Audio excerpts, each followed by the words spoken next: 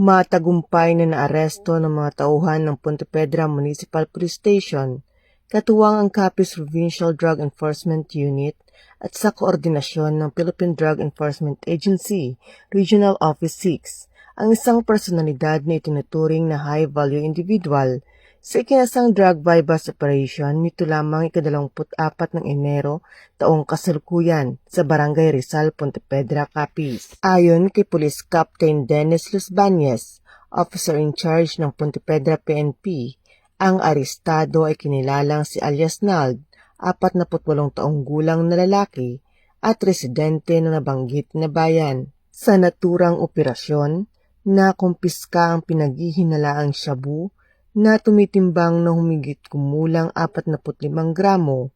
at na-recover din ng isang caliber .38 revolver, mga bala at ang bypass money. Kasalukuyang nasa kustudiyan na ng pulisya ang suspect at maharap sa kasong paglabag sa Republic Act 9165 o ang Comprehensive Dangerous Drugs Act of 2002 at Republic Act 10591 o ang Comprehensive Firearms and Ammunition Regulation Act. Patuloy ang mga kapulisan sa kanilang matibay na paninindigan na paigtingin ang kampanya laban sa ilegal na droga at hinihikayat ang publiko na patuloy na makipagtulungan sa mga otoridad